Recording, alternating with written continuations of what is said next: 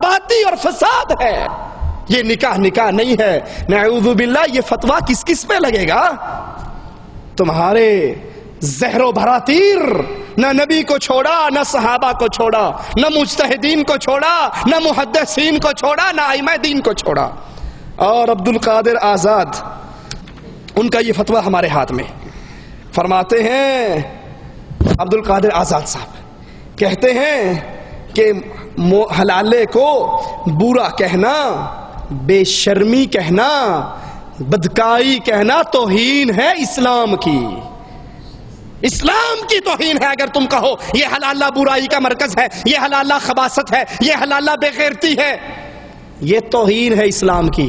ہم بھی عبد القادر آزاد صاحب کا ساتھ دیتے ہیں. ہم کہتے ہیں آپ نے بالکل ٹھیک فرمایا. واقعی حلالے کو برا کہنا اسلام کی توہین ہے، لیکن وہ اسلام جو آپ نے بیٹھ کر بنایا ہے، وہ اسلام نہیں جو رب نے اتارا.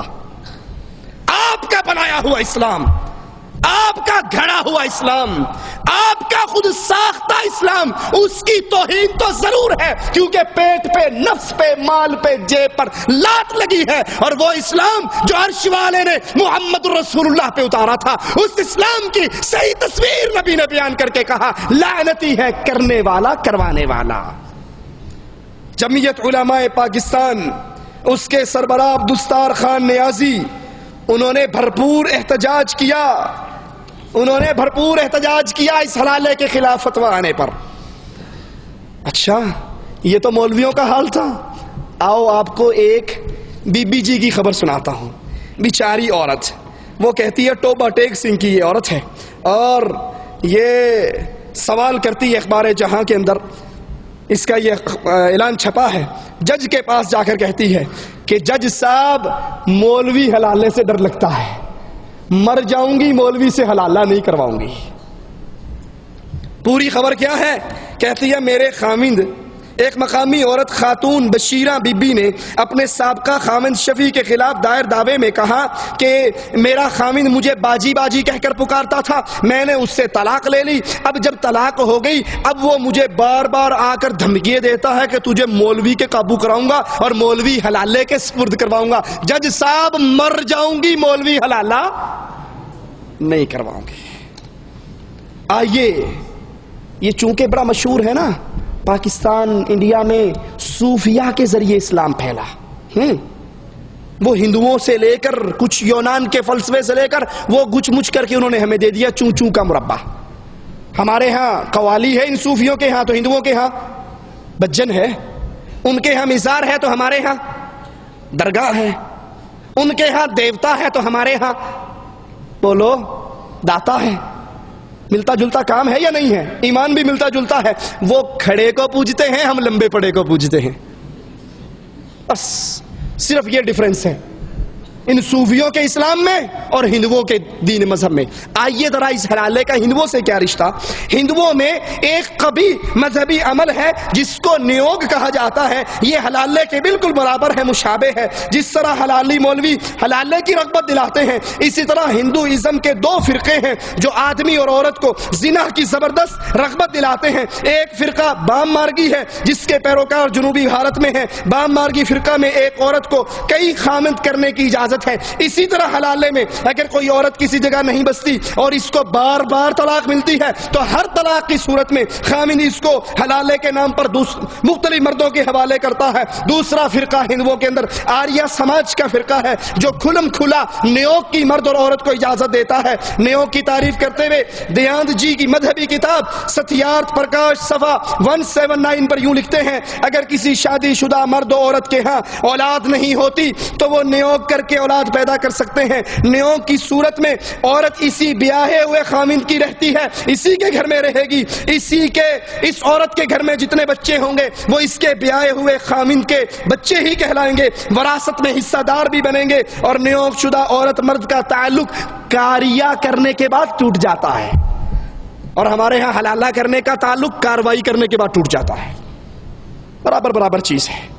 نیوگ جی فرماتے ہیں وید شاستروں کے فرمان کے مطابق نیوگ میں زنا کاری اور شرم نہیں ماننی چاہیے، بلکہ یہ تو ایک بابرکت عمل ہے.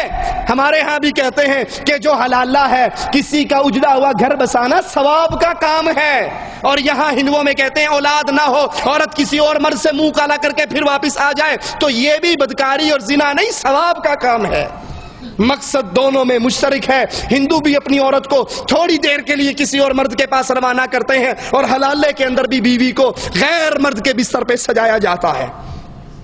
ہندوؤں کی مقدس کتاب رگ وید میں ہے، جب خاوند اولاد پیدا کرنے کے قابل نہ ہو تو اپنی عورت کو یوں اجازت دے، اے نیک بخت، اولاد کی خواہش کرنے والی، مجھ سے علاوہ دوسرے مردوں کی خواہش کر. اب مجھ سے تو اولاد نہیں ہو سکتی، تب عورت دوسرے مردوں سے نیو کر کے اولاد پیدا کرے. لیکن یہ عورت اس بیاہے ہوئے عالی حوصلہ خاوند کی خدمت میں لگی رہے، اس کو چھوڑ کر نئے سانڈ کی خدمت نہ کرتی رہے. یہ عالی حوصلہ، یہ باعزت، یہ بڑا غیرت مند، یہ بلند حوصلوں والا جس نے اپنی ہوتے ہوئے پرائے کے حوالے کر دی ہے، اس کی خدمت میں لگی رہے. یہ عالی حوصلہ نہیں، یہ دیوس اور بے غیرت ہے. اور یہی چیز حلالہ اور متعہ جو رسول اللہ صلی اللہ علیہ وسلم نے حرام قرار دیا، اللہ کے نبی کی حدیث ہے، آپ نے فرمایا اللہ نے متعہ کے لیے اجازت دی تھی، اب اللہ نے قیامت کی دیواروں تک اس رشتے کو، اس نکاح کو، اس طریقہ کار کو حرام قرار دے دیا. اگر کسی کے پاس اس میں سے کچھ ہے تو اس کو چھوڑ دے. یہ دونوں ایک ہی طرح ہیں. امام بغوی قاضی ابو یوسف رحمہ اللہ کے نزدیک حلالہ وقتی نگاہ ہے، فاسد ہے.